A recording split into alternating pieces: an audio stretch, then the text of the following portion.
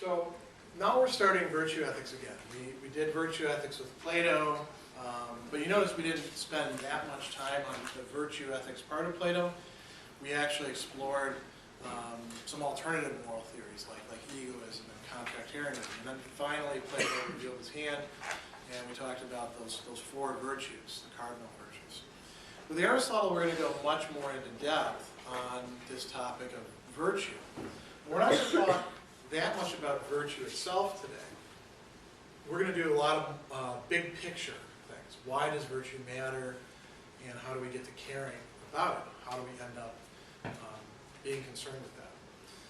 And think back to the beginning of the semester.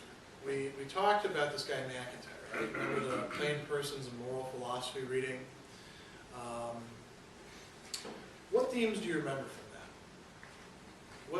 What can you like put on the table right off the top of your head about the McIntyre reading? That's kind of a sign whether you've assimilated it or not. Yeah. The whole idea of like everyone has their own story kind of deal. I remember. Narrative. Yeah. The narrative. We're all within our own story, and our stories overlap to some extent. And our stories are not radically different from each other insofar as we're all human beings, right? So your story is similar to her story, is similar to my story. I'm just further along in my story, twice as far as you guys are. But there should be some commonalities. And those are stories that have to do with our choices. You know, there come points where if you go this way, your life is going to look like this. If you go this way, your life is going to look quite a bit different. You have to choose between different goods, how you value them, where you put them in a sort of priority. Your story can include successes or failures. You might feel regret later on about parts of your story. You may feel elation about parts of your story. And your story intersects with other people's and affects other people's. What were the key things the stories were about, if you had to pick one central idea?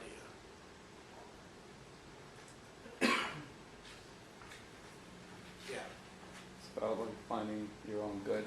I guess that was the whole idea, and you do that through like the actions and choices that you make, like you were. And hopefully learning from the effects of them. Yeah, that was his major point that he spent like a big part of his paper on.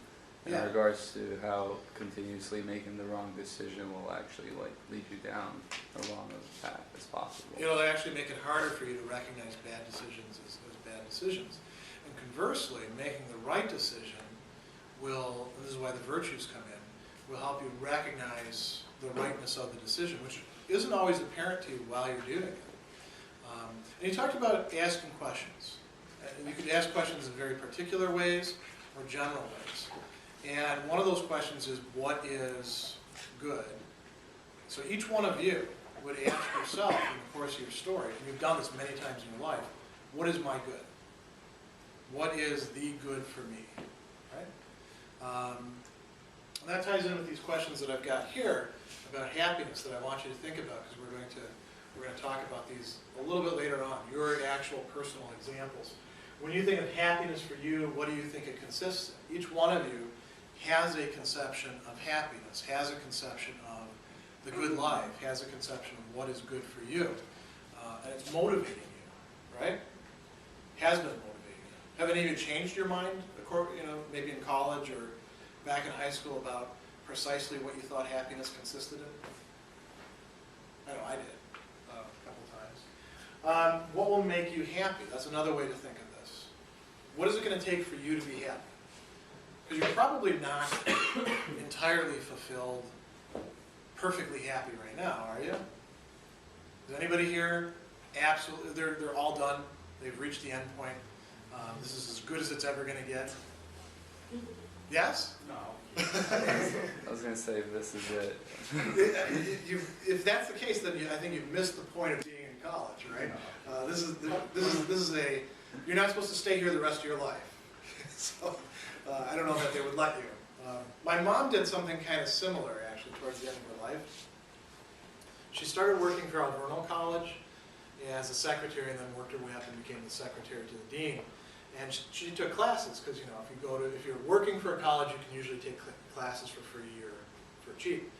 And she almost earned a degree, and then she took a new job at Marquette University, and none of those credits transfer, because Alverno doesn't have grades. It's one of those pass-fail, bit touchy-feely kind of schools. And so she started again. And she actually built up enough credits to graduate. And this is going to sound very strange to some of you. You know what she did? She would get close to graduating, and then she would change her major, so that she wouldn't graduate with whatever this was, because now she needed, like 4 more classes in this major. By the time that she died back in the turn of the millennium, when she died, she had something like 150 credits. So well more than she actually needed to graduate. And she was just taking classes. Who knows how many she would have actually succeeded in doing. She wasn't interested in actually finishing it. She was interested in taking classes and learning about that. And that can become an objective. That can become what motivates you. Hopefully, all of you are going to get out of here first, and then maybe figure out that that's what motivates you. What kind of life is going to make you happy? Presumably, you're not living that fully now, but some parts of your life fit into that, right? Are any of you perfectly unhappy? I hope not. You have some parts of your life that are what you want to keep, and then there's other parts you want to add. Does that sound right? So Aristotle would have something to say about that. McIntyre has something to say about that. You have to figure out for yourself in your story what is your good, what is happiness. And you're helped by looking at more general treatments of that. What is the good for human beings? Because you're a human being. But you're going to have to find some way to make this general answer fit into your life. And there's no hard and fast rules about how to do that. It's going to take some thinking on your part, and some reflection and experience. And actually some trial and error, I would say. Now, Aristotle is going to start this book by talking about something else, something not quite connected to happiness immediately, but it's going to lead us there. So he says, every art and every inquiry, similarly every action and pursuit is thought to aim at some good.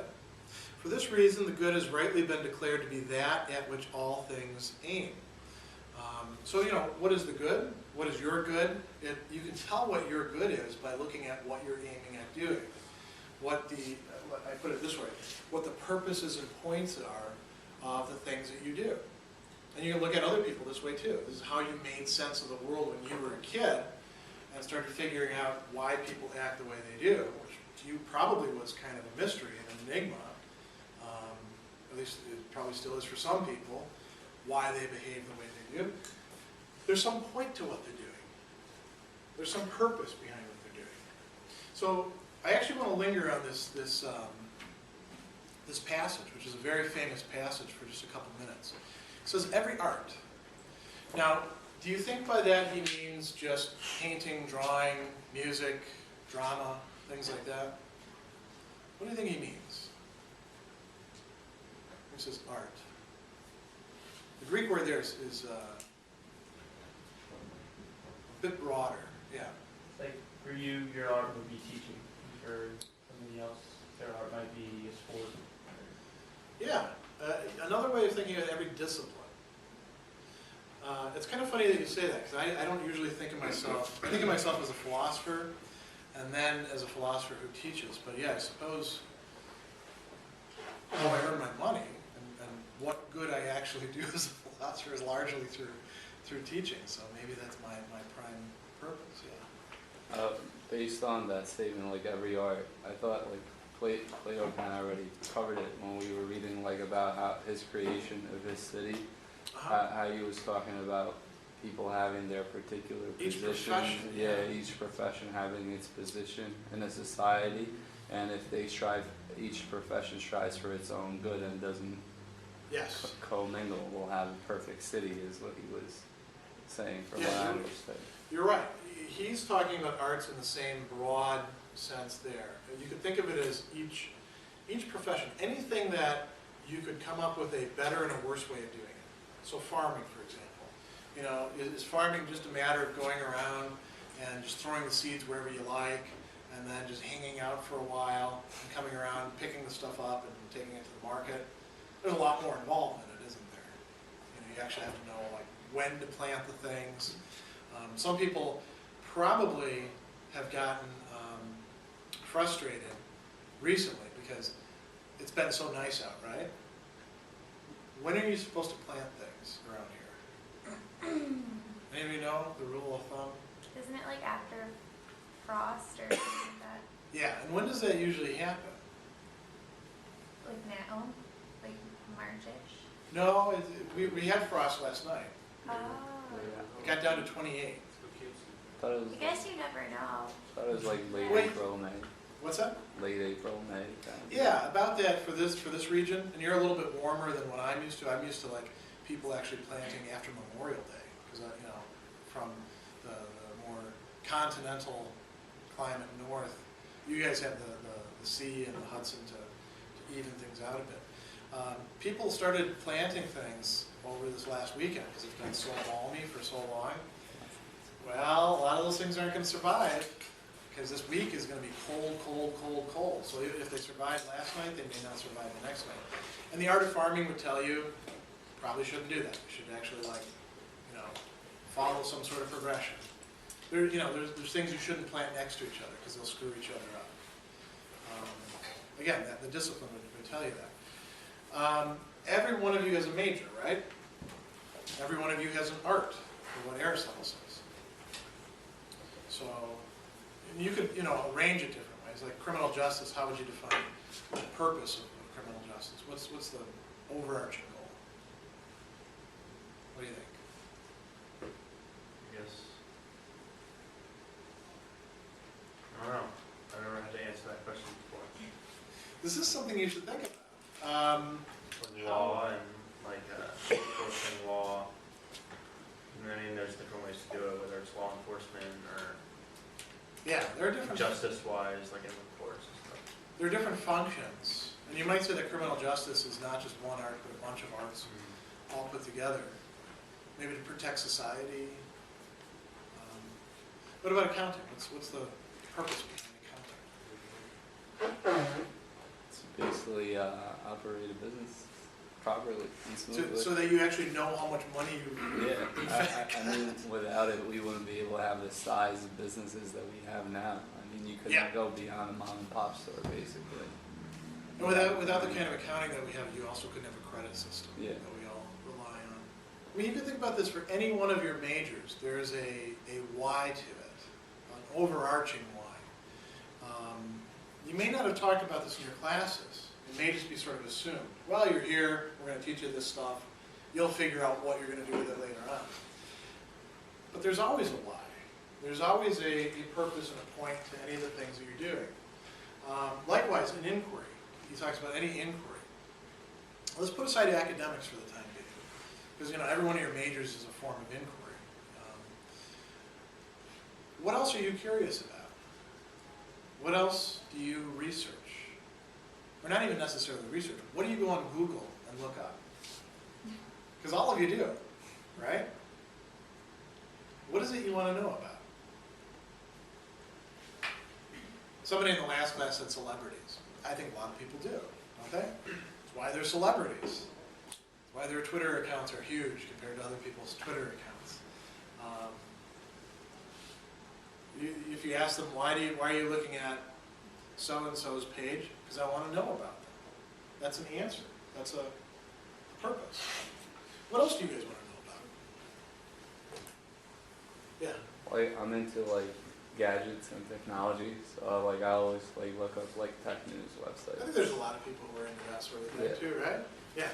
I always look up some news that are coming out and see who's saying. Okay, yeah, that's a good idea too. People do that with movies, they do that with music. What else do we look at that's new that's coming out? Some people do it with cars. They really want I to know also the new look model. up sports schedules Yeah, and that's a really easy thing to answer. Why are you doing that? Because you'd actually like to watch them at the right time, right? When the season is going on for the NFL, I'm on the ESPN site looking to see who's injured, who's not, that sort of thing. I'm interested in that. I feel like I ask Google like 3 or 4 just common knowledge questions a day just to clear up arguments and something. You know, 'cause it's so easy on the phone to just. Yeah, we do that as sort of a go-to now, and here's a dirty secret. A lot of academics, no problem using Wikipedia. They'll tell you you can't use it at all, but they have no problem going through because it's usually the first site that pops up. The funny thing is when you type in like how do you do XYZ on Google, and it's got all those suggestions. Some of those are really off the wall, aren't they? And there's comedy sites that are devoted to it. I like actually going on to comedy websites because I like to laugh. So there's certain cartoons that I like to check up on. That they have a new this one or that one. And if you ask me why, because I enjoy laughing. Yeah. I was gonna say recently, just like looking at like internships and stuff. Oh. Yeah. Now we're getting to more serious stuff, right? And that's important for anything that you're studying. And you could, God forbid this should ever happen to you, but let's say you hire a private eye because you're worried that your spouse is cheating on you or something like that. That's an inquiry. That's trying to figure something out. And if you ask that person, why did you give them $500 or $1,000 or I don't know what it is because I'm just going to my movies. They can say, I want to know about this. I suspect this. There's a lot of serious things that we want to know about. And they're all purpose-driven. They all have a point to them. Every action, he says, everything that we do. In my last class, I talked about at the moment that I started bringing this up, I had a pen in my hand and I was kind of twirling it around. I said, why am I doing that? Who knows? I don't know why I pick up objects that are in front of me and kind of gesture with them. I think it probably makes me feel more comfortable at the lectern to do that. There's probably something having to do with the need to keep my hands busy. But that's an explanation, isn't it? Might not be a great one. And sometimes the answer to the why is, I just wanted to do that. Like if you're walking down the hall whistling, and I come up to you and I say, every action has a purpose. What's the purpose of your whistling? You might just say to me, whoa, back off, Dr. Sadler. I don't know. I'm just whistling. I like to whistle. And that would be a perfectly legitimate answer, according to Aristotle. There's some activities, like he says, where the activity itself is the purpose. And then there's other activities that are supposed to produce something. And this is what we call ends and means. There are some activities that are ends in themselves. They are, we've used this term before, intrinsic goods for that person. So if I enjoy whistling as I'm walking down the hall and there's no actual point to my doing it, it's its own end. Pretty trivial thing. There's other things that we, do you have a question? Yeah. What about like reasons for not? Oh, that would fit the same sort of thing. You could look at not doing something as itself its own kind of action. Like, why don't I swear at you guys? Something I don't do. I've got some reasons for not doing that, right? For keeping the language clean and also not, making you uncomfortable or what else would go along with that? I mean, I can think of lots of reasons. I think it's a bad pedagogical practice. I've known some professors who do, and I didn't like seeing them do it. I think it tends to alienate the students. Would you guys feel uncomfortable if I started swearing at you? I'm right now in the middle of the semester. But if I did it at the start, so expectations were clear? Yeah.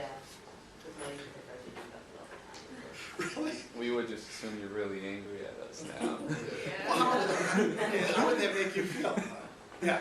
Well, I don't know about that. I have a teacher that swears who doesn't swear at us, Yeah. but he kind of like makes it like a.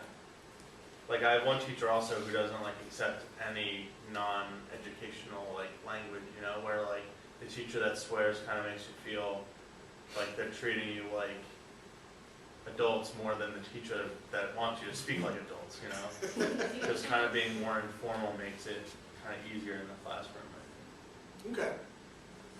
You wouldn't like if I swore at think. you. No, No. I don't think I'd like if anybody's, no matter what the.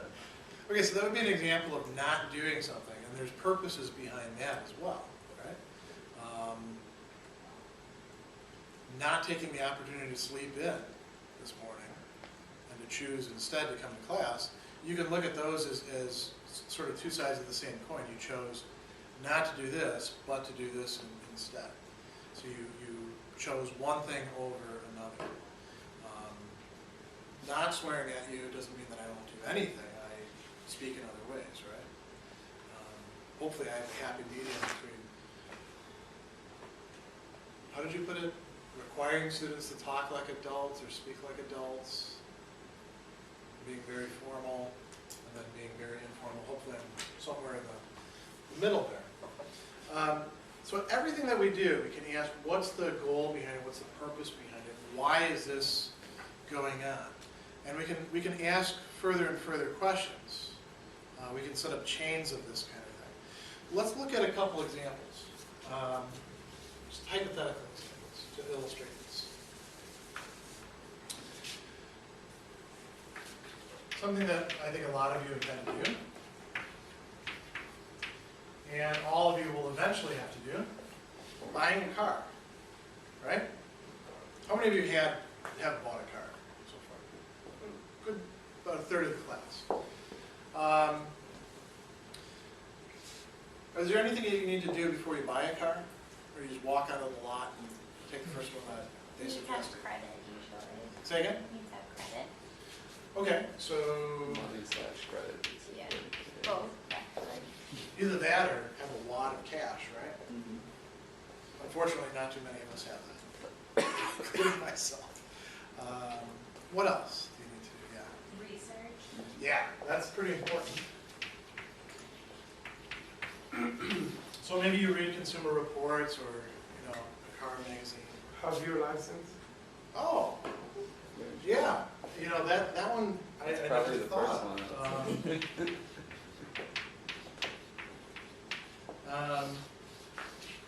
But yeah, that's right, you do have to have a license. I'd say identify your needs first. You got to figure out what kind of car you're looking for. Figure out.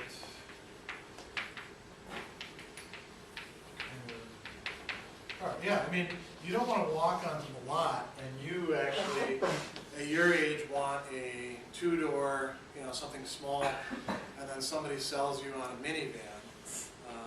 Because unless you have a whole bunch of kids, a minivan probably isn't that useful to you. Or you have a van and you have to pack equipment or something. Yeah. I was gonna say like monetarily, like us, we're probably gonna go to like Listen. not like a Lexus dealership or a Mercedes dealership. We're gonna go like I don't think I'll ever go to a like Lexus. a, yeah, like a Honda dealership or something like that. Okay, so figuring out where to go, yeah, that's a good one too. I mean, you could go to the Jaguar dealership just to look, Yeah.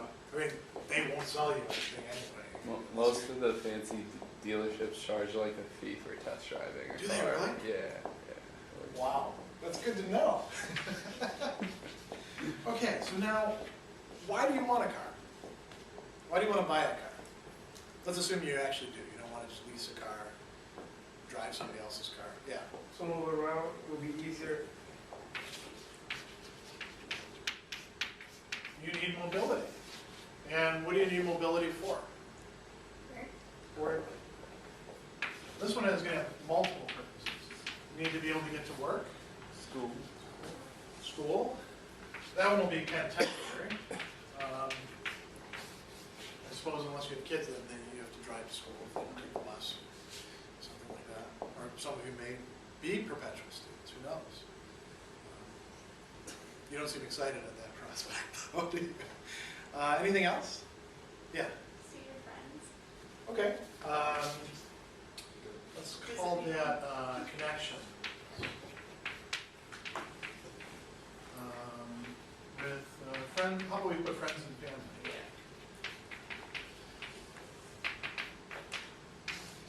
Okay, before we get too complicated with this, let's look at this now. We've got a whole chain already. You want this. Somebody sees you reading Consumer Reports, and they say, why are you doing that? Well, I want to buy a car. Why do you want to buy a car? Well, I need to get around. We don't usually say mobility's sake, but you say, I need to get around, right? And then they say, well, what do you have to get around for? Well, I got a job to get to, or I have to get to school, or I want to be able to go see my family who live in, somewhere other than Poughkeepsie, right? Walking distance in Poughkeepsie. Even in Poughkeepsie, you probably want to have a car, wouldn't you? To get to some places. And you can ask further about these. Well, why do these matter? Why do you want to work? Some people, they say, yeah, you're right. Why do I want to work? And then they quit working. I was about to say, why are they asking so many questions? Well, okay, that's a fair question. Because sometimes it's like the kids just, say, Yeah. 3-year-old, 4-year-old saying, why? And then There's these kids that live down the street from me, and every time I come home, they ask me if I'm finally done at college. And I tell them no, and I'm like, why? How old are they? Well, I have to go to school. Why? Oh, I don't know. You're right. Maybe. how old are they? They're like 4 or 5. What they're doing is they're figuring out the structure of the world. There's a phase that children go through. You notice the why question is not a what question. It's a question about ends and means, about the purposes of doing things. And they're very frustrating because they just keep it up. And eventually you get to the point where you say, well, this is the end. This is where I'm trying to get to. And for Aristotle, ultimately, all these things would have to do with happiness. You want to work so you can make money, but why do you want to make money? So you can be happy, right? Why do you want to hang out with your friends and family? That's not a no-brainer. Some people hate their family. And some people actually don't seem to have friends that are really friendly. Why do you want to hang out with them? Because they make you happy in some way, right? Maybe they do so by giving you pleasure. Maybe they give you things that you like. But why do you care about that? Because it'll make you happy eventually. So that's why we're asking these questions. Because ultimately we want to see that this whole chain, everything that we do, is organized eventually to lead us to what we conceive of as happiness. Let's take something really trivial. So one of the things that I did at the beginning of the semester was talk about learning outcomes. You guys remember that? This notion of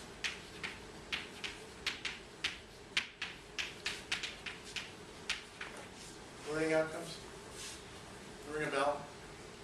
Or did you say, that's stuff for the professors, I don't need to worry about? Every syllabus here at Marist is supposed to have learning outcomes spelled out in it. Apparently not all of them necessarily do, very clearly, but that's what's supposed to be the case. And you can say, well, why have learning outcomes? I mean, learning outcomes by themselves are a kind of spelling out of purposes. They tell you, why are we doing all this stuff? What's the point of this class? What should you be getting out of this? If you put in it's sort of like a contract. You put in your amount of work. If I've set up the class right and I'm doing my job, you ought to come out of here and know this thing and be able to do this thing and have some grasp of this. And I spelled them out in the syllabus. We talked about a little bit of these. They are ends. They are goals for me and for you. Perhaps more for me than necessarily for you. I sort of set things up to try to get you to end up doing them. But I think some of you, when you read through them, you're like, yeah, I want that out of a course. Those of you who are paying for your own education out of your own pocket probably looked at those learning outcomes and you said, I better get this out of the course or Dr. Sadler is going to be on my bad list. Why do you think we do these things? Can we talk about some reason going beyond just the learning outcomes for actually having learning outcomes, for spelling them out?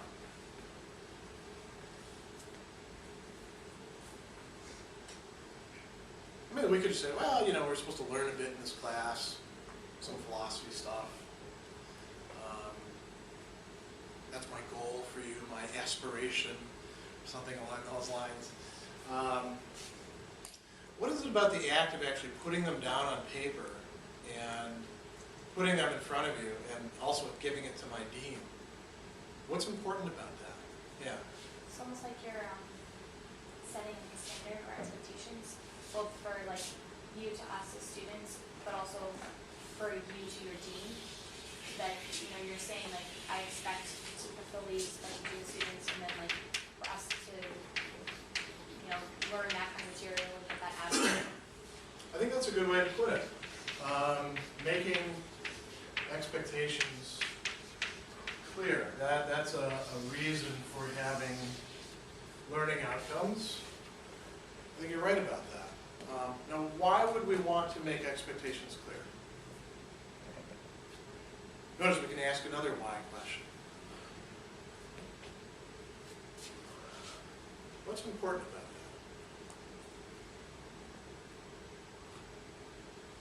that? Yeah. So nobody gets confused. Yeah, okay, so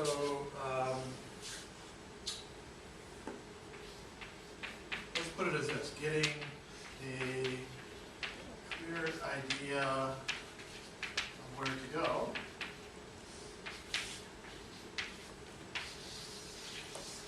You're a lot more likely to actually wind up where you want to be if you know where you're going on the map, right? If you just get in your car and you start driving, picking roads at random, have any of you ever done that? A few of you? Where do you end up typically? Well, after getting lost, I found our way back. Yeah, well first you get lost, then you get through, where actually am I? Then you really need the map, don't you?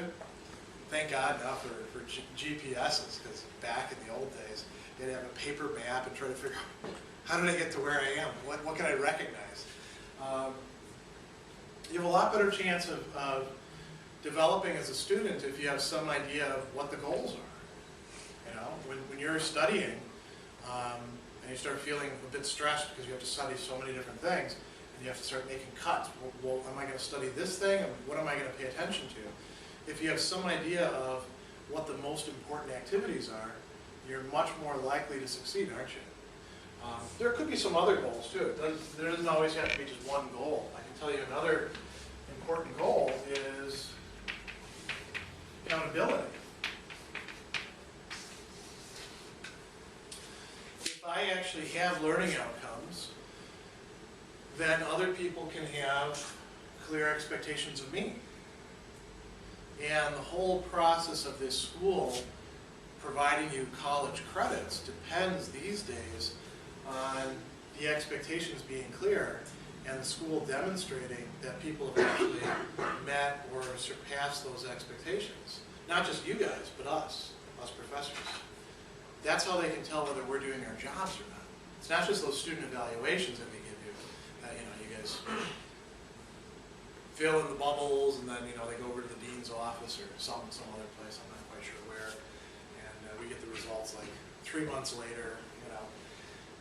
They want to see that we're actually teaching you what the class is supposed to be teaching you. So if I set up an ethics class, what do you think some of the things this class really, really ought to cover should be?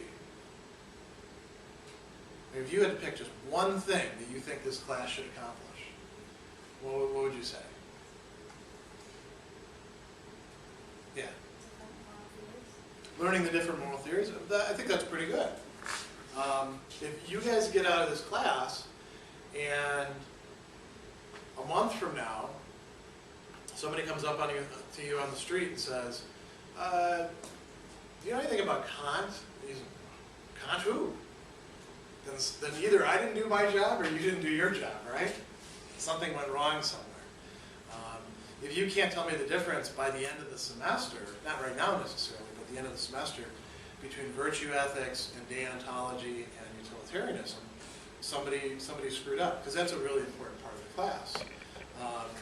Is it nice to be entertaining, to have interesting examples? That's probably helpful, but those are more things along the way, right? Accountability would be a matter of you actually coming away with the knowledge that you're supposed to have. So that's one good example. Let's think about an even broader example having to do with education. why did you come here to Marist?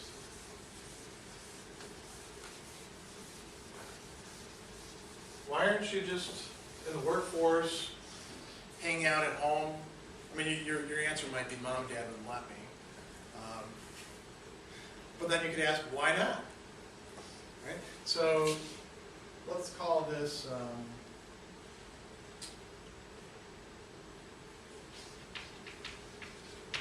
going to and staying in. Because anybody can go to college. As you all know, staying in college is not quite the same thing as going to college, right? There's a lot of activities that are demanded of you. You guys have been putting in a lot of work over the last 3 years, 4 years for a few of you. What's the whole purpose of this? Why are you doing it? Why are you putting yourself through this? Showing up here at 8 o'clock in the morning each Tuesday and Friday. Yeah. So you get a degree to get a good job on the graduate. Okay, so you're already filling in a lot of this. Graduate, get a degree, and for most college students, at least most of the ones I've ever taught, I suppose there's some people who are independently wealthy and they don't need a job, but most of us need jobs, right? One of the main reasons for going to college is to get that degree, and then that gets you a good job. Now, is that necessarily guaranteed?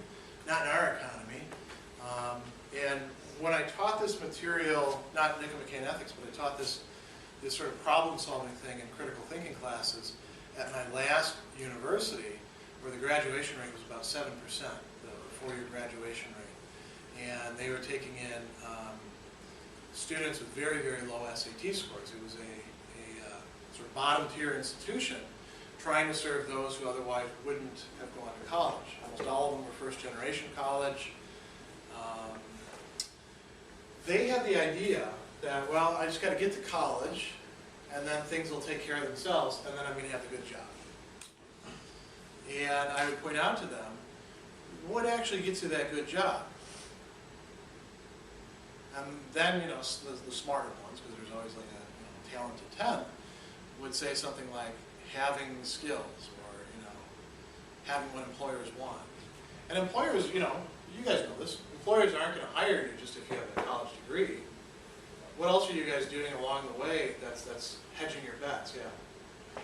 Getting good grades. That's important, right?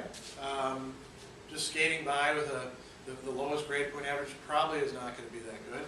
What else do employers really care about, though? Building a resume to show your attributes. Yeah, that's really important. Building a resume, and it's tougher to do while you're a college student, I think, because you're spending most of your time in the classroom or studying.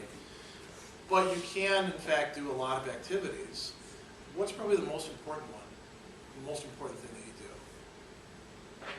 That employers, they can easily identify that as, hey, that's something that shows us that this person could be a good candidate. Yeah. An internship with some experience. I think you're right. An internship is probably one of the best ways to show an employer that, first of all, you're committed to things, and that you've got some real-world experience. And so, the transition here is not automatic, but you can do a lot of things along the way. If this is really what you desire, you probably will do those things back here, won't you? If this is just sort of a pipe dream, sort of a hazy objective that it would be nice if you get to, but it's not really, something that you have a lot of drive or passion or fire for, then you're probably not going to do an awful lot on this end. I had students who would actually think, literally, that just showing up to college and staying in college meant that they were going to be doctors, lawyers, pick whatever you want. I put out to them, if you want to go to law school and you're getting C's in your classes right now, critical thinking 101, that's not going to cut it. Those are a lot tougher classes. You have to build skills along the way. So if you actually want to make this progression, you do have to have some clear idea of where you want to go, the purpose, but you also have to think about a lot of nitty-gritty, nuts and bolts things about how you move from here to here to here. And then I think you should think about this question. Why do you want to get a good job? Not everybody does. Not all of your peers do, right? You think you probably know some people from high school who are going to work at the car wash the rest of their life?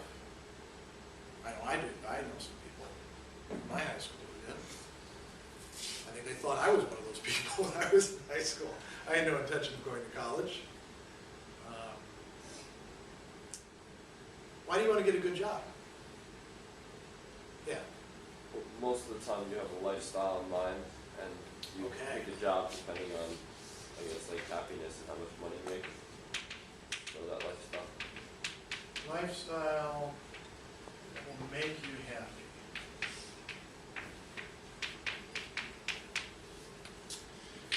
And again, I think this is one of those cases where people very often think so much about this, they don't put a lot of thought into what kind of lifestyle will actually make them happy. They just figure, if I can get the good job, it'll work itself out. That's not necessarily so, because you've seen people, I think, who have what we call midlife crises. What is it to have a midlife crisis? If you had to boil it down for somebody, what is that like? Yeah. I think like realizing in the middle of your life that like you're just not happy. Yeah, that's a good way to put it. Realizing in the middle of your life that you're just not happy. And probably you've done all this other stuff, right? And then we throw in a lot of other things too, that what people think is going to make them happy, getting a good house, marriage quite often, or maybe a very enjoyable lifestyle without a spouse or kids or things like that. And then something comes along, and it usually happens at the midpoint of somebody's life. That's why we call it a midlife crisis. But it could happen earlier, it could happen later. And they realize, I'm not actually here. I missed my goal. I thought I had my goal, but now that you pull the curtain back, things aren't as good as I thought they were. I'm not being fulfilled. I'm not actually happy. And then, it helps to trace back, well, what was the purpose of doing this? Why did I do this? And you can also ask, okay, if I want this, what do I need to do in order to get it? That's carrying out means and reasoning.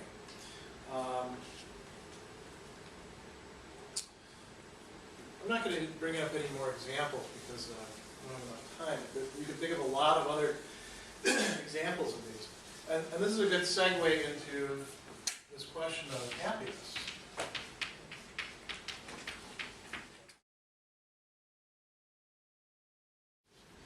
Aristotle says everybody is seeking happiness, but there's different conceptions of it.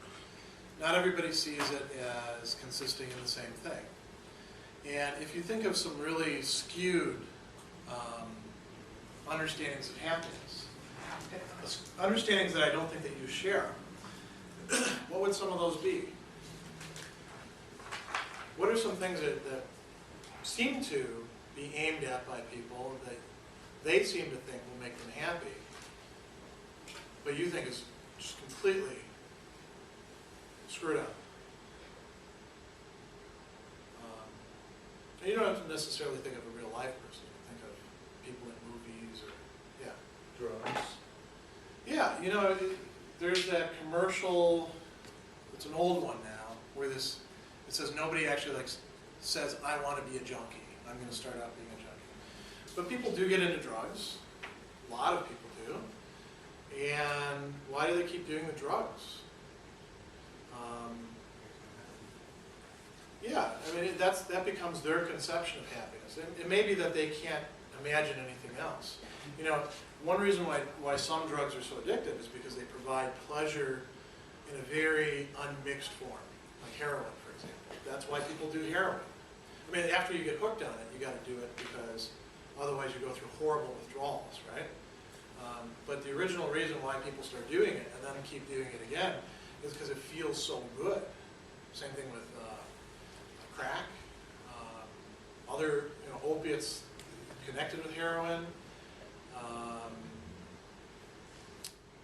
I mean, drinking is kind of like that, except it doesn't provide those sorts of highs. And I don't know this from experience. I know this from having lots of friends and relatives who've used hard drugs. Yeah. It's just instant gratification. It's gratification you don't have to work for. Yeah, and for some people that is their vision of happiness. You know, you could have the gratification, the pleasure, the fulfillment right away without having to do any of this other stuff, like hold down a job or, you know, maintain a marriage or go to school or anything like that. Yeah. Doesn't that kind of make them like a hedonist then? Sure, Right. and hedonism is a conception of happiness. It understands happiness as just pleasure. And it would be a particular kind of hedonism, right? Epicurus wouldn't say, yeah, go out and do heroin. Right. But Aristippus might, you know. Or imagine this. Here's a thought experiment. Imagine we're not using drugs now, but you know, you've got this pleasure center in your brain, and that's part of what drugs stimulate. Other things stimulate it too. Having sex, achieving some sort of victory, those are pleasant. What if you could put electrodes into that part of your brain and just stimulate it directly? There's actually a science fiction book which begins with that premise. And these people, of course, they quit doing anything. So they go into this machine, the electrodes go into their brain, it ties in with the pleasure centers directly, and of course what happens to their bodies, they get very flabby because they're not exercising at all, and they just stay there the rest of their lives. Now, if pleasure is really what your goal is, and if somebody offered that to you, shouldn't you take it? And that would be it. If pleasure is the be-all and end-all, then if you have the chance for that kind of machine, jump right in. Because you're not going to find anything so unmixed as far as pleasures go. Unless maybe you think mental pleasures matter, right? Are there any other conceptions of the good life that you think are like terribly flawed? The person who gets themselves hooked on drugs, there's something wrong there. What about the sadist? I was gonna say, like people that have like a lot of material possessions, it's Okay. like perceived as the good life, but a lot of times they like suffer like psychological effects from it, like later on in the like midlife crisis or people that live their lives based on material things. Yeah, if the whole thing that you center your life around is accumulating material things, could be money or it could just be a bunch of toys or fancy houses or stuff like that, you're probably setting yourself up later on when you go through some sort of crisis of meaning to have what we call a midlife crisis. And why do we call them midlife crises? Because they can happen at any time. They can happen in your 20s, they can happen in your 60s. Most often they happen to people about my age, middle life. And usually because some priorities have changed. The kids have left, that won't happen to me because I had my kids later, but change jobs, relationships change, and now suddenly things don't make sense anymore. What somebody thought was making them happy turned out to not actually be making them as happy as they believed themselves. I would say like that happens to a lot of people, like especially like I know in the profession I'm going into, like when you first get into it, they want you like usually 60 to 80 hour work weeks. Yeah. You know what I mean? And to become a partner, you pretty much have to dedicate close to that amount of time for like 10, 12 years, Yeah. potentially. So you get to the point where you're just working to acquire things or reach like a goal, but you're actually never benefiting from what you're earning. Until you make a partner, right? Right, but then again, Then you get you your share of it. just spent 12 years, of your life not really enjoying yourself. Yeah, and you have to, when people do that, they do that because they're making some sort of trade-off. They think that the ultimate goal is going to be better than what they're giving up in the short term, right? And it could turn out that that's the case, or they may get to the end and say, crap, this was not what I wanted.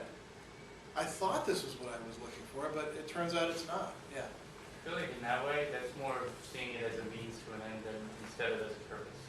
Not like, Okay. if you're saying you're going to spend 80 hours, 60 to 80 hours of work a week, 12 years, and you're saying you're not enjoying it, you're not getting anything out of it, you're just doing it to get a partner. Yeah. I think that's more, I don't know. Well, the end of making partner, or what goes along with that, is, another way of describing it is that's the purpose of all that. Okay. End and purpose are more or less the same concept. And, I mean, hopefully, wouldn't it be better if you really enjoyed all that work on the way to it? That would be a better life, wouldn't it? But people do sacrifice a lot sometimes to try to get a big payoff at the end. You know, Aristotle says, and you notice this when you look at the Nicomachean ethics, he doesn't consider every possible understanding of happiness. He says, some are so far off, we're not even going to bother with them. But think, for example, about a sadist, somebody who enjoys hurting other people. Right? They have some conception of happiness. It's not a conception that we would think is on track, and it seems to be one that has to be constantly fed, doesn't it? You know, they hurt somebody, that's not going to tide them over for too long, they need to find somebody else to hurt. People are motivated that way, though, aren't they? Some people are made that way, and so there are a lot of varied conceptions of happiness. What are some of your conceptions? What are some of the things that you think the good life for you? Your answers to that question. What is that going to look like? The last class came up with about 8 or 9 different things. And a lot of people could relate to the different answers. So what will make you happy? Yeah. Being successful. Okay, I think that's an important one. The other class, interestingly enough, didn't come up with that per se. But that's a really common answer. Every place that I've taught, that's one of the first answers that comes up. Yeah. Like reaching my career goals and like having a good marriage. Okay, let's put those as 2 very separate things, right? Actually, let's include, what do you think? Do you think the reaching career goals could be under being successful, or is that something different? Well, I think being successful is really, really broad because you could say being successful in like being successful in like being a mother or like a wife or Okay. in your job. So I think being successful is like broad. Yeah, I guess myself, this might just be an example of my own makeup. I always assume being successful means like a career. Like a Buddhist would think that being successful is reaching like nirvana. Okay. So, what did you mean by being I successful? was thinking more like professional, like career-wise. Okay, so let's specify that as professional career. And then you said marriage, success. What does success in marriage look like?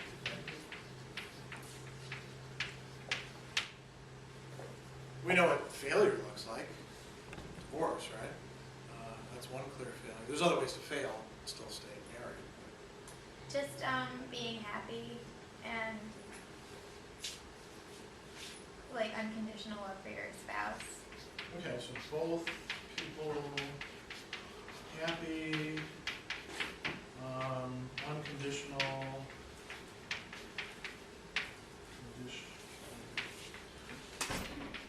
love for the spouse between the 2 people. Anything else you want to put in? Or we can come back and specify more. What else do you want to make you happy? Yeah. I was just going to specify something really quick for that. For marriage? Marriage, yeah. The idea of understanding that, you know, there are going to be bumps in the road because most people, like, I mean, you see a high rate of divorce in this country. It's because, you know, people don't understand that a marriage is a it's not a fairy tale, basically.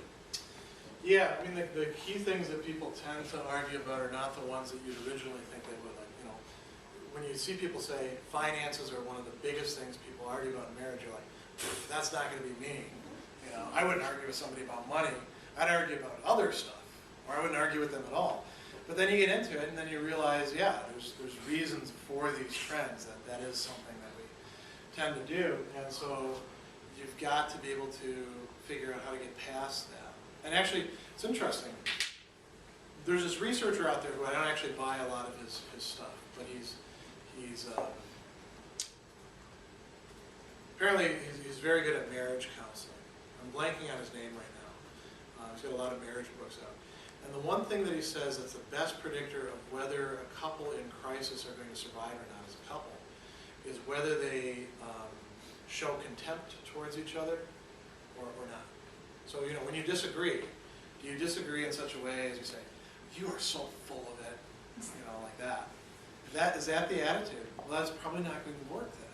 Even if you manage to stay together, do you want to be in a relationship where somebody's talking to you that way, characteristically? Certainly not going to have any unconditional love in that case. What else? What other things that you want? I think getting a good job that you're happy with. Okay. Getting a good job. And what goes into a good job for you? What are you looking for? Something that you like enjoy doing, because you don't want to go to work every day just be like miserable. Yeah. Anything else? Say again? Vacation? What about making good money? Lesser. I mean, there's plenty of jobs out there where you can do something that you enjoy doing, but they're not going to pay you an awful lot to do it. Wouldn't it be better to get paid to do what you like to do?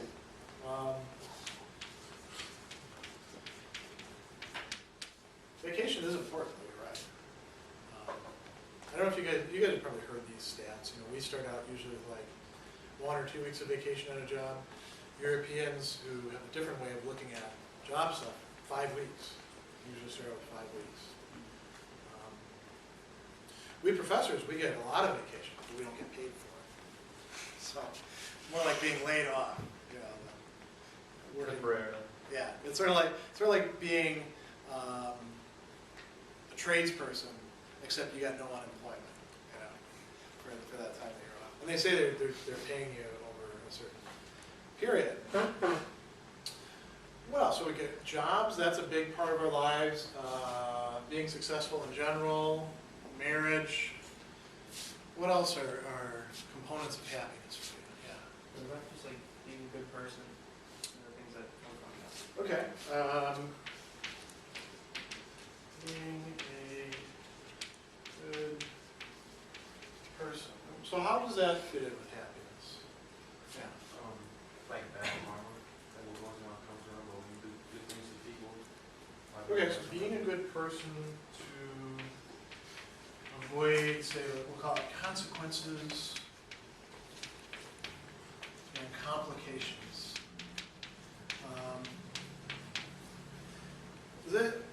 Why else do we want to be good people? Why else do we get a charge out of that? Yeah. Just to feel good about yourself and making other people happy. I think those are two connected but different things, aren't they, too? So feeling good about oneself, being able to look at oneself and say, yeah, I do feel like I'm a good person. I like this person that I'm looking at in the mirror, as opposed to, you know, avoiding the mirror. And then you said something about other people. It wasn't helping other people, was it? Yeah. Making them feel good. Okay, so helping, or we'll say benefiting.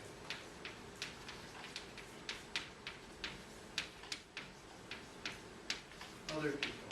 Does it feel good to help other people? Sometimes it feels bad, doesn't it? If you don't like them.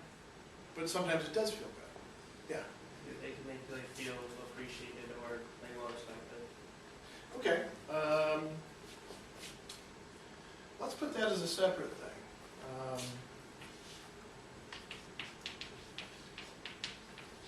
Feeling appreciated.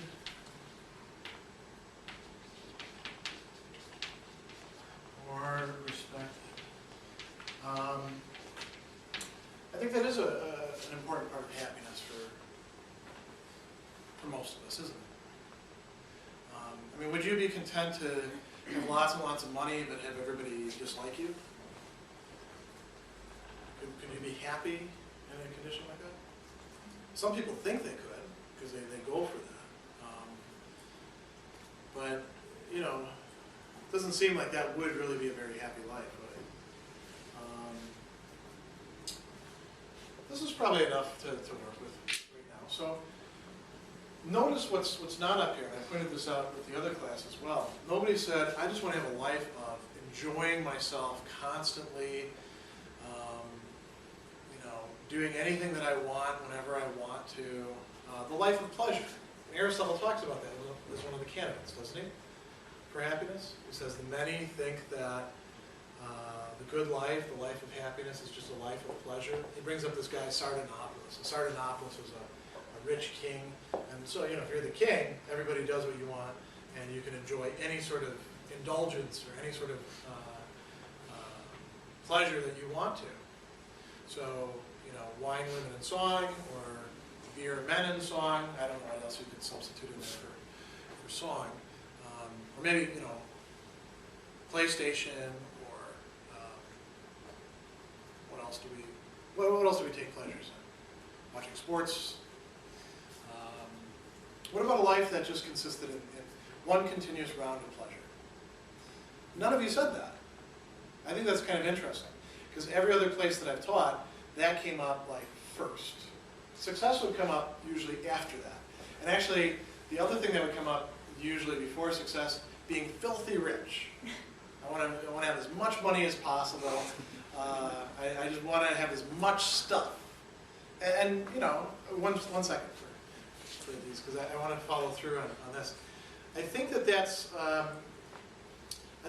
sort of endemic to our society, and it's not just our society. It was common in Aristotle's time as well, and you see it in a lot of societies.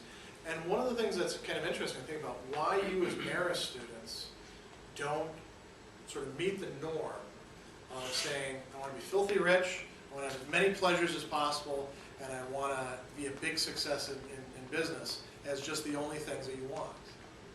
That's something interesting to think about. Yeah. We might, as similar like reflected goals in mind, but this is just the foundation to get there. I feel like almost, when you retire, all these things, marriage maybe, you can pretty much get there. Say that one more time. So if all this is your foundation, once you retire, you can, live ethically, but still have pleasure. Yeah, I haven't thought about it this way before, but you could think about what Aristotle is saying in terms of retirement. When people retire, sometimes they die right away. And very often when that's the case, it's because their job was the center of their life. And they didn't have anything else that made them happy. People who actually flourish the most after they retire start doing new things. They learn an instrument, they start volunteering or things like that. What motivates them to do that? By that time you're pretty set in your ways. By the time you're 65, actually I won't retire until I'm 75 probably. I don't know if any of you will actually retire, by the way, given current stat or current trends. So it may not be an issue for the rest of us. But those who retired, who do well and seem to be the happiest, are the people who, you're right, have this stuff as a basis, and then they're able to add to it. Yeah. I think a lot of us believe that, for instance, you said none of us chose to have one continuous loop of pleasure. Yeah. And I think that isn't a reality for any of us. Especially in our generation, nothing keeps its luster. Like, everything loses its luster after a while. No pleasure. Yeah. I can't think of a pleasure for myself that I could have, if I every single day, that I wouldn't eventually be like, I need to change it up a little bit. Well, that's interesting. I think nothing in excess is something that for us is important. Because as soon as we, like you said, the people that flourish are the ones that don't go by that. They're the ones that change what they do, and they don't continue using the same pleasures late in their life. I mean, some people do seem to think they can go from pleasure to pleasure to pleasure. They just keep throwing more stuff in there. That's a really interesting thing to say. It's if you do have that notion and you get it early on that merely pleasant things aren't going to satisfy me. You're set for your life in a way that I know I wasn't for mine when I was your age. You're further along the spectrum of maturity in that way. Ethically, not just in terms of emotional maturity, but in terms of ethics. Yeah. I agree that it's like unachievable because there's so many other factors, like people depending on you and like sacrifices you need to make. Yeah. You can't have like all pleasure with basically having relationships with other people. Yeah, and you know, something else that came up in the other class was, most likely you guys have experienced a lot of good relationships. And so you actually know what the value of those are. If you came from an environment where you really had no experience with good relationships, or like think about marriage, where all married people you know are miserable, you probably wouldn't put that up on the list, would you? As part of the stuff that makes you happy. And you can only put up so many things. Everybody has to pick something. So if you can't recognize these things as genuine goods, you have to find some other goods to shove in there and, to satisfy you. And, they may not be as satisfying. Aristotle talks about wealth, and we'll get to wealth in just a minute, because I want to look at some of the things that he's saying. He also talks about pleasure, and we just talked about that. What about honor? Aristotle says that some people pursue the life of honor, and they think that's going to make them happy. Having a big name, having positions, having people look up to them. And that's kind of like this feeling appreciated or feeling respected. Aristotle says that's closer to a fuller conception of happiness, but it's still not complete. Why not? Well, it's dependent on other people. Have you ever done good things and not been appreciated for them? Have you ever had people do good things for you and then you didn't say thank you? As a kid, probably, right? I don't have to go quite so far back myself. I still have problems with that in adult life. This is dependent on other people. Why do you want to feel appreciated or respected? Do you just want to feel appreciated or respected no matter what? I mean, there's people out there who are complete dirtbags, and they seem to be motivated, just driven by the need for other people's approval. And it's very hard to approve of them because they're doing terrible things, right? Or they're not good people. You're like, I don't even want to be around you.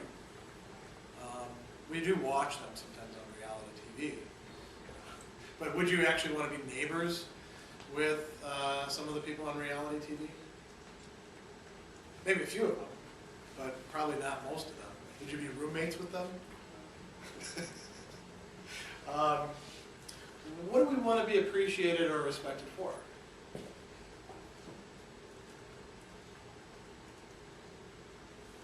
Yeah. For like, well, basically like the work that you do, like in your place of employment, you want to be appreciated for what you accomplished there. Yeah. So I think that's one of the your things. products, Right. what you bring to the table, we say. Absolutely. And also, like, I feel like people also want to be appreciated strictly based on their companionship too. Like, Yeah. if Now you're you're getting my closer friend, to the person. I would like you to appreciate me as a person that is your friend, rather than for anything else that may Okay. come out of it. Yeah, that's an important distinction there. Later on in the semester, we're going to look at Aristotle's views on friendship, and he talks about being friends with somebody just for what they give you, and being friends with somebody because you actually appreciate who they are. And there's some people who it's tough to be friends with for who they are because you don't like them. Actually, you like what they give you because they're not nice people. There are some people who are genuinely unlikable. I think within all of us, Aristotle's pointing this out, when we want to be honored or respected, or people have affection towards us or things like that, for the sake of our good qualities. Not just for what we, like you said, not just for what we put on the table, but for who we are. We want that to be appreciated as well, but we also want to be appreciated and actually known as who we are. That's part of happiness for Aristotle. But what leads beyond this is where we get to the being a good person part. Aristotle says that what's really going to make us most happy is virtue. Having good qualities, good character traits. ways, working on ourselves to make ourselves better persons. People will appreciate us, hopefully, although sometimes we don't get appreciated for being virtuous. If you are virtuous, you will actually have a pleasant life too, because for the virtuous person, the person who is actually virtuous, doing the right thing, they like that. That's how you can tell whether you're really virtuous in respect or not. Like, for instance, when it comes to generosity, the really generous person enjoys giving to other people. The person who is not stingy, that's the vice. The person who's stingy hates giving to other people, right? It hurts them to give things away. And then there's people like me in between who I give things away, but I don't always feel good about it. Sometimes I'm, like giving stuff away and I'm like, oh man, I really would rather hold on to that. But, so-and-so needs it, so I can go without those lattes, whatever it is that we're accumulating. But I'm not completely virtuous yet because I don't actually take pleasure in that virtuous activity. But I do recognize that's the right thing to do. The virtuous person, the person who actually has virtue developed within their soul, they will feel pleasure. That is a pleasant life. So all the good things that flow into happiness tie in with virtuous activity. It's a fuller conception of the good for you might say. It has to do with what it is, not just to get what you want, but to flourish, to open up as a person, to develop who you are meant to be. That's what virtue is for Aristotle. And you exercise it in a lot of different ways. Some virtues have to do with, what do you do when you get angry with people? That there's a virtue associated with that. Do you give things to other people or not? Are you a good friend? Are you fair with other people? These are all things having to do with different ways of being a good person, right? And that's what virtue ethics is going to focus on. So let me ask you then, these questions. What would make you happy? If you had to pick one or two things that are really central for you, what makes you happy as a person? And it can vary from person to person, yeah. Being surrounded by people I enjoy. Okay. I like that notion of being surrounded. Let's put that. Being, not just having a few relations, right? Being surrounded by people I enjoy. I think that's a big one. How many of the rest of you can relate to that? Yeah. Almost everybody in the class.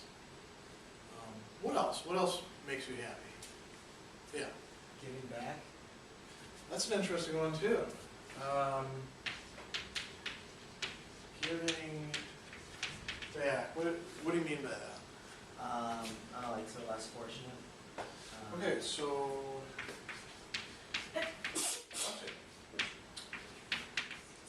helping others in need. That's a very mature thing to say. I don't usually get that from college classes. I think maybe going here has something to do with that. Marist is very oriented towards social responsibility. What else? Yeah. I know for me personally, I really want to have kids one day. Okay.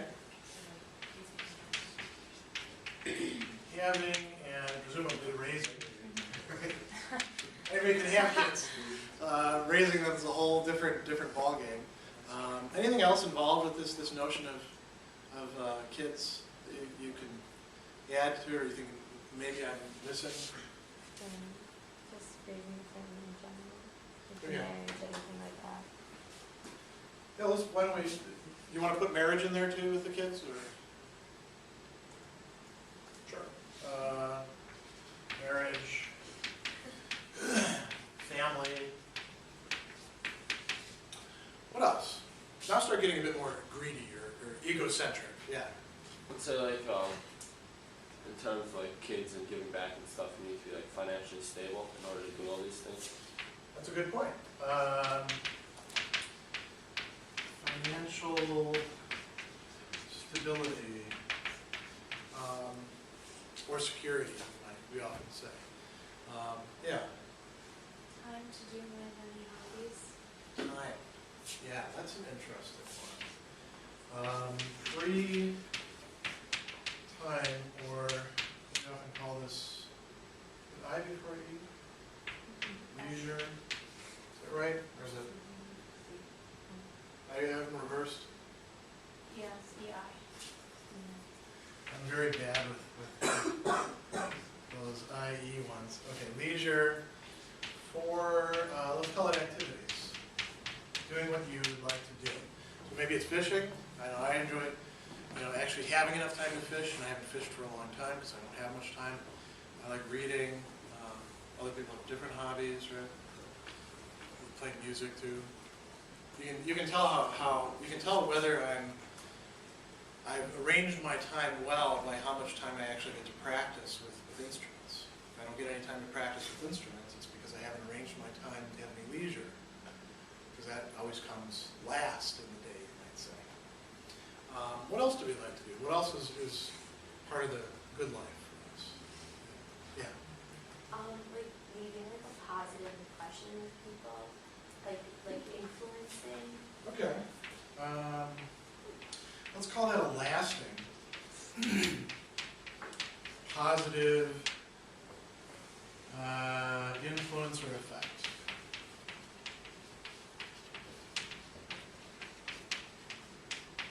On people. That's an interesting one too. I'm very surprised nobody has said anything like having a good time, enjoying myself to the utmost, having a life of wine, women, and song, or if you're attracted other ways, I guess wine, men, and song, right? Beer, men, and song, right? Aristotle thinks that some of these are important components of happiness, and I think Aristotle would actually be pretty impressed by this class, interestingly enough. Are there any others that you think are important that we've left off? Anyone? No? Okay, so Aristotle talks about different kinds of lives, classical, and they all depend on what people think happiness consists of. So if you think that happiness is fundamentally being surrounded by people that you enjoy, that's compatible with, but it's not exactly the same thing as, say, giving back or helping others in need, or say a life that's devoted specifically to service. Think about Mother Teresa, for example, or a lot of other religious. They live lives that are devoted to service, and they don't have much of their own, do they? And they often have to leave behind family, although they often gain another kind of family in the process. Those are very robust notions of what happiness or the good life would consist in. And if your life is fundamentally oriented by being surrounded by people who you enjoy, that's going to be quite a different life than a life that's fundamentally oriented by just making a lot of money, isn't it? There's choices that you'll make inevitably along the way where you have to choose between this good and this good. I mean, if it was a perfect world, you wouldn't have to choose between goods, but it's not a perfect world. And you do have to make a lot of choices. A life of pleasure is one that, in Aristotle's time, a lot of people thought happiness consisted in. So, having as many parties as possible, getting to do whatever you like, whenever you like. Think about the life that, if you want to think about celebrities, think about the life that some celebrities lead. Very hedonistic lifestyle. Do you think a lot of people in our society think that happiness consists in pleasure as well? Probably. How come you guys don't? I mean, this is the only place that I've ever taught where students, the first answer is not something like making a lot of money or having a good time. Why do you think that you guys, as Marist students, come up with all this other stuff instead, which is great? Any idea? Yeah. Maybe because it's a lot harder to make a lot of money whereas, I don't know, giving back, so you're not, so you reach happiness instead of like. That's again something I've never heard anybody say either. Although you're quite right. That's true. I think a lot of people think that it's easier to just pursue pleasure or pursue wealth than to devote yourself in service to other people. They don't realize how easy it actually is. Or, to be surrounded by people that you love, you don't have to have a lot of money for that. That doesn't take an awful lot of resources, does it? You got to be the kind of person that people would want to be with. That's kind of demanding sometimes. Or you had, I was just gonna say, this color, like, most of us grew up with, and I think it's not by all our lives, so we want to keep that because we enjoyed it so far, so. yeah, that's an interesting point too. Aristotle says that in order to do ethics well, it really helps to have had the right upbringing. And I think part of this is having had full experience of some of these goods.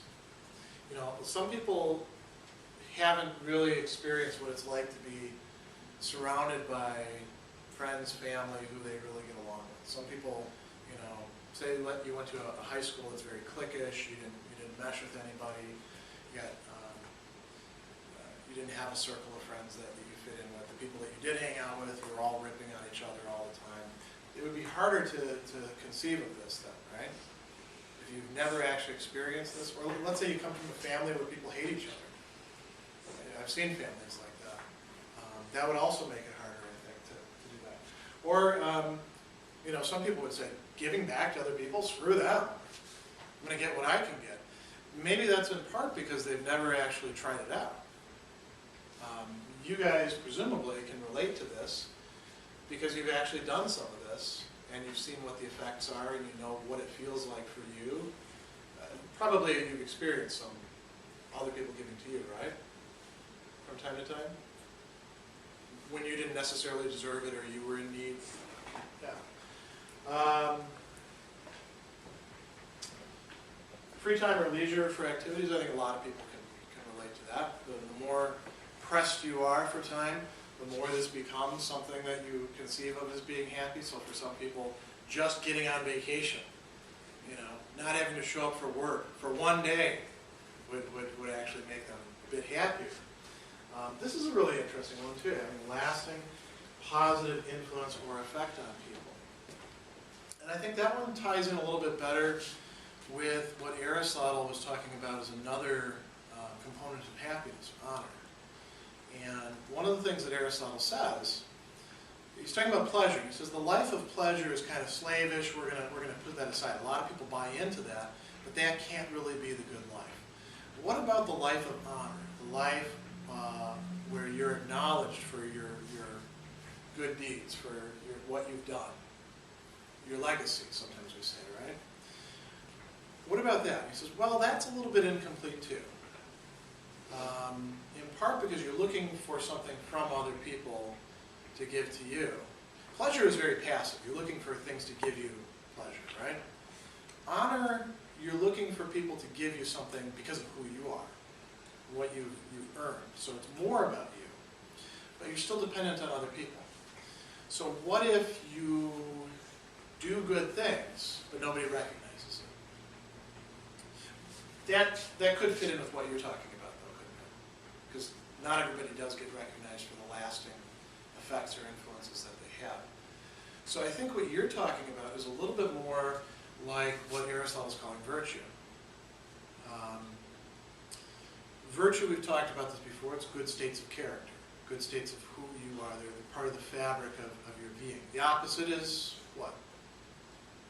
Virtue, another V word? Vice, right. And those are bad states of character. Those would actually cut you off from a lot of these things.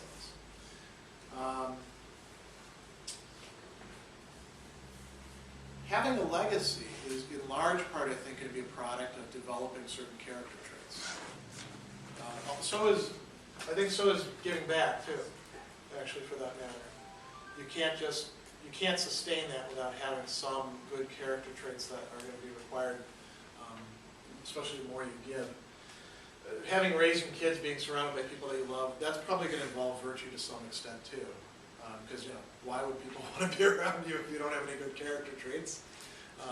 Unless you're just making them happy. And then having kids will demand of you certain virtues if you're going to raise the kids well. Being married is going to demand eventually of you some virtues, because otherwise you're going to stray, So Aristotle says that a lot of these would fit into Aristotle's conception of happiness. He doesn't spell them out like that because he's much more concerned in this book to show that it's not pleasure, it's not wealth, it's not honor by itself, it's virtue, virtuous activity that leads to happiness. That's the fullest expression of happiness. Does he think that the person who has pleasure isn't happy at all?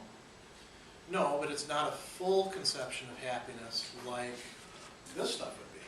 How many of you can get behind this? If this is the composite picture for this class. How many of you can look at this and say, yeah, this is a good picture of where I want to be 20 years from now, or for the rest of my life? Can everybody? Anybody object to it? Say, this stuff isn't for me. Does anybody think anything really critical has been left out? This is actually a pretty good composite picture, I think, of what Aristotle's talking about. What he's bringing to the table is an emphasis on the need for the virtues. And he's going to tell us what virtue looks like and how to cultivate virtue. So, good exercise. There are some people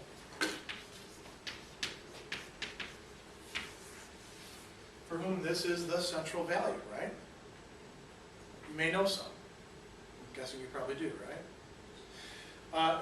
What do we mean by wealth? It could be money, it could be property, it could be just, material goods put somewhere, it could be stocks, imaginary things. Stocks are really imaginary, if you get down to it, yeah. Just thought I'd throw this out there because this is going to be on YouTube. You're missing an L on your... Thank you. Well, what is wealth? Well, now I know why nobody said, yeah, I recognize that right away. Okay, so wealth. Aristotle thinks that there's a lot of ways in which people get mixed up about this. They don't realize that wealth is merely an instrumental good that's supposed to ultimately provide us what we need for happiness. And there's a lot of things that you have to do in order to put X, Y, Z here to try to get wealth, right? There's means that lead to wealth, like saving money. If you don't spend your money as much, you'll be wealthier. Or working extra hours, or choosing a profession that's remunerative as opposed to a profession that perhaps you love more. The goal of wealth is ultimately to provide us with happiness by buying us the things that we need, by providing us a basis. And Aristotle doesn't say, hey, be as poor as you possibly can so long as you're virtuous. He actually thinks you need to have a certain level of material security in order to be truly happy. If you're virtuous, you need some things to do things with. If you want to be a good friend, you need a little money, don't you? If you want to be generous to other people, you could give time, you could give energy, but it also helps to have a bit of money, some resources. There's a lot of other things along these lines. If you have a modicum of wealth, you're going to be a lot less tempted to do unjust things to earn money that you need to survive. Aristotle also thinks that you need friends and family. So you have to have enough wealth to interact with friends and family. He doesn't think that the happy person is completely isolated by themselves. He thinks that the happy person is in a matrix with their friends and family. But quite often people get mixed up about this, and they forget what the whole point of the wealth is, right? Yeah. I think people hear wealth and think a lot of money and a lot of goods and stuff like that, where I think the real definition of wealth is enough to keep you living like securely, you know, where Right. wealth isn't extreme amounts of money and stuff like that. It's enough to keep you going. Yeah, there's two ways of looking at wealth or money or property. There's the way that keeps it within certain limits and says, here's what I need in order to prosper, to do well. And then there's everything else. He talks about this in that section of politics that I also gave you. He says, of the art of acquisition, the art of wealth getting, there is one kind which is by nature a part of the management of the household, so far as the art of household management must either find ready to hand or itself provide things necessary to life. So the things that you actually need. And useful for the community of the family or the state. So there are certain limits there. You don't need 28 cars, right? How many cars do you think, when you have a family, how many cars do you think you need? 2. That's probably a good number. What about when your kids are teenagers? No. You still need just 2? No. Do you need 30? No. You know, maybe one for, or how about 12? One for each month. And some people do that, right? Or you really like Cadillacs. Maybe you should have a red Cadillac for when you're wearing red clothes, and a blue Cadillac for when you're wearing blue clothes, and or maybe you want them to mix and match. It's not a bad idea. So he goes on and he says, these are the elements of true riches. For the amount of property which is needed for a good life is not unlimited. There's a boundary fixed, just as in the other arts. Riches may be defined as a number of instruments to be used in a household or a state. And then he says there's another variety of the art of acquisition, which is commonly and rightly called an art of wealth giving, and is in fact suggesting the notion that riches and property have no limit. And this reflects that attitude that sees the good as wealth, as property, as money. Being nearly connected with the preceding, it's often identified with it. It's very easy to get mixed up about these things. But though they're not very different, neither are they the same. He says, if you allow yourself to fall into that, it's literally a bottomless pit. There's no limit which you could reach where you say, I've earned enough. Unless you actually place wealth in relation to something else, and you say, these other things, like, say, friendship, or virtue, or even honor, unless these take priority over wealth, the desire for generating wealth will be the one that asserts itself. So unless these place limits, unless these components of happiness say, you've got enough, you've earned enough for, doing the things that are going to bring you the reputation that you want. You've got enough to actually be a good person. You've got enough to have good relationships. The person will want more and more and more. And in the end, what is that going to do? That's going to end up ruling out all these other things, because they're just going to keep on going on with that. And the more that they do it, you pointed out that vice tends to blind us. So this is where we'll leave off. Vice tends to make us morally blind to the fact that we've missed out on a lot of other things that would make us more happy. I think you've seen people like this. We have people like this in movies and TV shows, but I think you've actually seen real people like this, haven't you? Aristotle, this is a danger in his time just as much as it is in ours, because these are constants of human nature. If we think about instrumental goods, Aristotle doesn't go into this very much, but I think that this is something that our society has become obsessed about. What does Aristotle talk about as the sort of overarching goals that people pursue? Wealth. Aristotle does think you need to have some wealth, right? Because you can't live a virtuous life without having some means. It's important to have friends and family. He says that quite clearly. Being self-sufficient doesn't mean you're all by yourself. It means you actually are surrounded by people who you love and care about. Pleasure, honor. Another thing that he brings up as a good is health.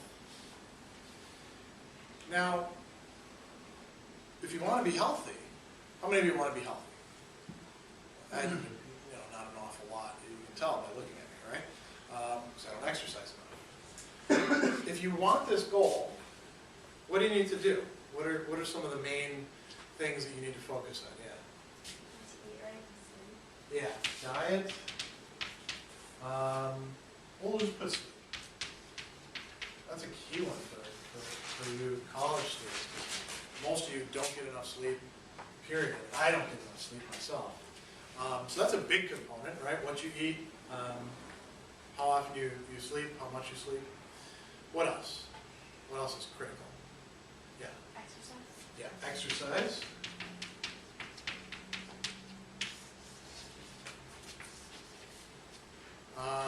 Anything else that like if you had to pick one other thing, it's probably important, more important as you get older.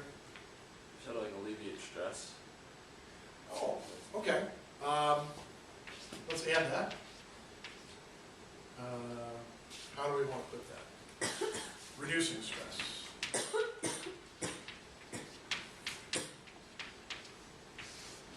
What's one other thing that you need to do if you want to stay healthy? Yeah. Go to the doctor. Very good. We'll just put checkups. You know, if you never go to the doctor, by the time you're 42, you're supposed to be going pretty regularly.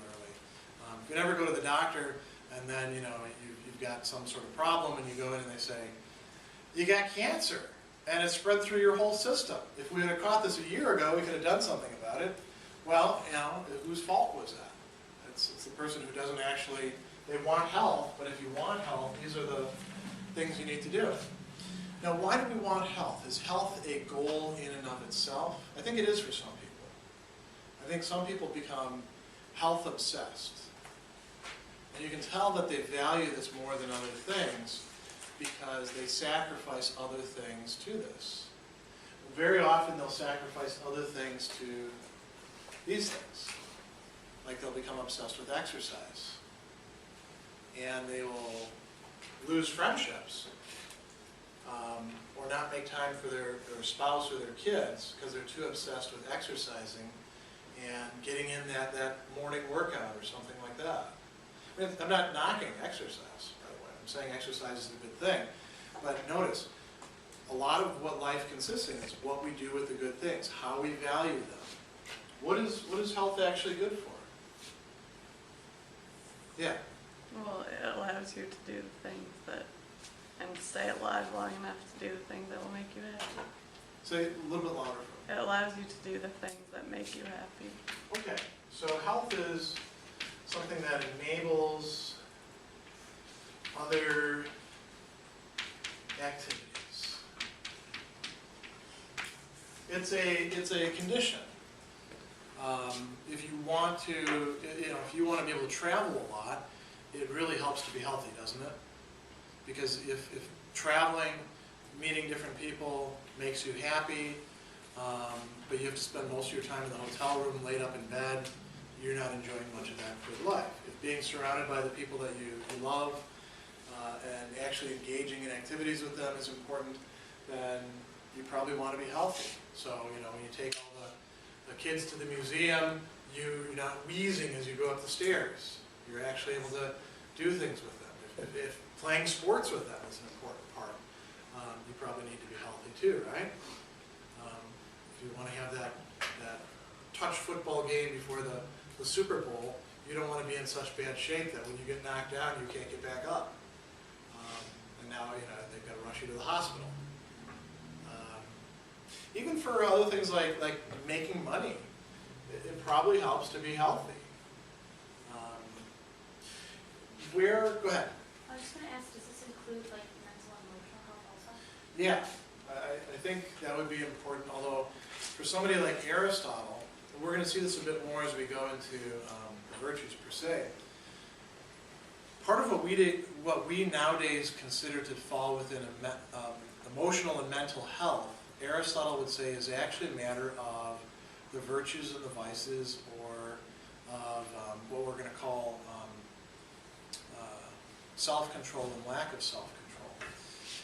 That we've medicalized some things that should really be thought of as moral issues. And Aristotle thinks that the reason why you should care about these is not just to like do your duty and to be a good person in the sense of being good for other people. He thinks that you want to be good for yourself. You want to figure out what makes you happy and how to get there so that you can actually be happy. He thinks that's really important. So health can get turned into an end in itself, and then this gets kind of cut off. And these other things can get sacrificed. Is a person like that going to be really happy? Any more than a person who gets obsessed with wealth? What do you think? Do you know any people who are like super health obsessed? Do they appear happy to you? They do? Well, like one of my mom's coworkers, she she's part of the Ironman competition in Yeah. Hawaii. She bikes 10 miles in the morning and goes swimming for 6 miles, and then she goes to work and teaches all day, and then Wow. bikes during her lunch hour and does all this stuff. Every free opportunity she has, she's basically exercising or whatever. And she's very fit. Yeah. She seems happy. She's got 2 kids, and I used to babysit for them. Okay. But again, I haven't really seen her lately since I've been here. But Yeah. for the most part, I guess she is. I don't know her all that well, but she was the That would- first person that came to mind in my head when we started talking about it. Yeah, that would probably be a person who's managed to reconcile health with these other goods, where it's a matter of harmonizing them together. You could imagine somebody like that and give it just a couple twists, and it could become something, a situation where they're less happy. Think about the kids, for example. If having kids is important to you, and raising them well, you have to cut out some time from other things that you like to do. That's just inevitable. That's the way it goes. When you have kids, you have less time for other things. So if developing a good relationship with the kids would be precluded by too much of an emphasis on exercise or diet. I mean, some people actually make their kids eat a lot of weird things too, because they're on this particular diet, their kid's going to be on that diet. Might not be good for the kids. What else can we become a little bit excessive about? Aristotle also thinks about honor. Can you think of anybody in your experience who's so obsessed with how people think about them that they leave out the other things that would make them happy, that would lead to a happy life? You probably can't. Aristotle thinks these are mistakes. And these are mistakes, to go back to the McIntyre thing, these are mistakes in asking and answering the question, what is my good? There's all these possible things that you can put on the line, and why do we actually pursue them? For happiness' sake. And if you think that happiness is just health, or money, or honor, then you're going to stop short, Aristotle would say. Instead, for Aristotle, we want to realize that eventually this will involve being healthy, and this will involve pleasure, and this will involve having resources, and this will involve friends and family. But what's really going to be central to this is going to be virtue, and not just having virtue, but virtuous activity. A life in which we actually do things. So, a life of service would fit in with that, I think. A life with friends and family would fit in with that, because you're virtuous in relation to your friends and family. The legacy that you leave behind by influencing situations and people for the better would be an expression of virtue. So, virtue and virtuous activity. What this means, and this is where I'll leave off. We've looked at a lot of different alternatives, a lot of different answers to the question, what will make me happy? Aristotle would say, if you want to be happy, the best thing to aim at is this. The other things, if they interfere with this, if they stand in the way, if they lead you away from this, they're not actually good things for you. They might be good things in themselves, but they're not necessarily good things for you.